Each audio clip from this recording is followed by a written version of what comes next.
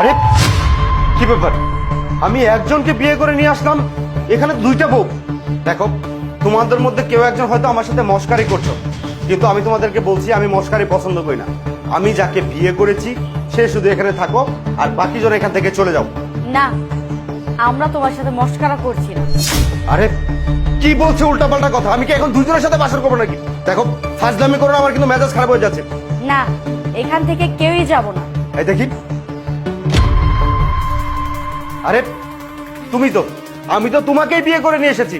এই তুমি যেই হও না কেন, যাও এখান থেকে চলে যাও। না, ও কোথাও যাবে না। তার আগে তোমার সাথে আমার কিছু কথা আছে। আরে কথা বলার অনেক সময় আছে, আগে ওকে বের করে দাও এখান থেকে। না, পরে না, এক্ষুনি কথা বলতে হবে। আগে আমরা কথা বলবো, তারপরে যা হওয়ার হবে। আচ্ছা, কি বলবে বলো।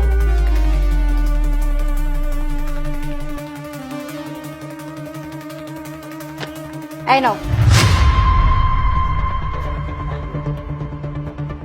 হোয়াট? Divorce letter? আরে আমি তোমাকে আজকে বিয়ে করে নিয়ে এসেছি, এখন পর্যন্ত আমাদের বাসর হয়নি, আর তুমি এখনই আমার কাছে ডিভোর্স চাচ্ছ কেন?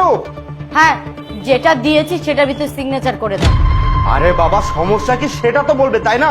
আমি কেন তোমাকে ডিভোর্স দিতে যাব? বিয়ে করলাম আজকে। কি সমস্যা তুমি বুঝতে পারছো না?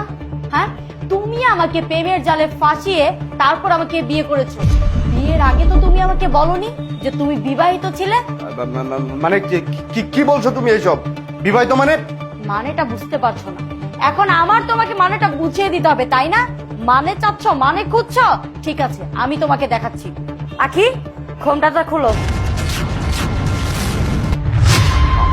আরে তুমি এই মেয়েটা এখানে কেন?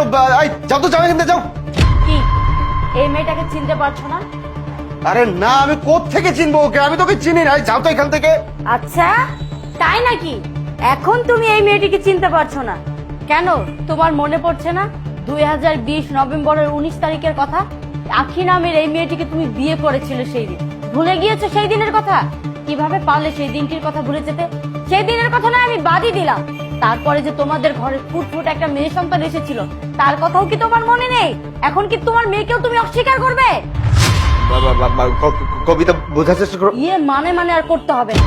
যা সত্যি জানার না আমি জেনে গিয়েছি। আমি যদি এটা বিয়ের আগে জানতাম না, তাহলে এই মেয়েটার জীবন আমি কোনোদিনও নষ্ট করতাম না। আমার কারণে এই মেয়েটার জীবন এখন নষ্ট হয়ে গেল।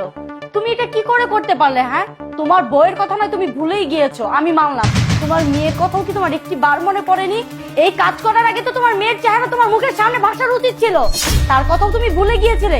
এই, তুমি কি বাবা না বাবা নামের কলঙ্ক, বলো তো? আপনি এখন আমার অস্বীকার করতেছেন? আমার কথা নইলে বাদই দেন। আমার মেয়ে কি অপরাধ করছিল? আমার মেয়েটা আজকে বাপ থাকতেও বাপ নাই। আমার মেয়েটা আমার সবসময় জিজ্ঞেস করে, আম্মু আমার আব্বু কোথায়, আমার আব্বুর আয়না দাও। আমি আয়না দিতে পারি না। আপনি কি জানেন, আপনি যখন আমাকে রাইখা চইলাইছেন, আমরা কত কষ্ট করে দিন যাপন করছি। সারাদিন 24 ঘন্টা আমি কষ্ট করে মানুষের বাড়িতে কাজ করে আমার মায়ের মুখে আমি ভালো মন্দ তুলে দিতে পারি নাই। আমার মায়ের নাই, আমি যে কত কষ্টে আছি, কত কষ্টে যে দিন কাটাইতেছি, একমাত্র আমি আর আমার আল্লাহই জানে।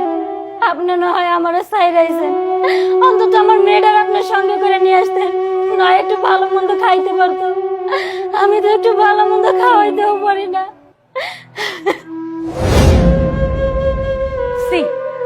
তোমার প্রতি না এখন আমার ঘৃণা হইতাছে। তোমার মতো একটা জঘন্য মানুষকে আমি ভালোবাসছি?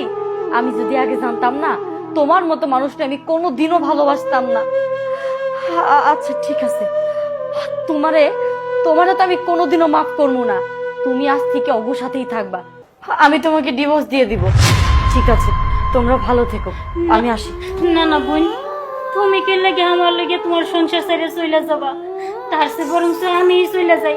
আমি তো এই সংসারে ভেজাল বাজাই দিছি, আমি চলে যাই। দাঁড়াও, দেখো তোমাদের কাউকে যাওয়া লাগবে না প্লিজ। আমি যেটা করেছি সেটা একদম ভুল করেছি, অন্যায় করেছি। দেখো, যেটা করে ফেলেছি সেটা তো আর ফেরত নেওয়া আসা যাবে না। দেখো, আমি তোমাদেরকেও হাত জোর করে অনুরোধ করছি, তোমরা দুইজনই আমার বাসায় থাকো, দুই বোনের মতো, প্লিজ। ঠিক আছে, একটু কষ্ট করে মানিয়ে নিতে পারবে না আমাকে? হ্যাঁ পারমু।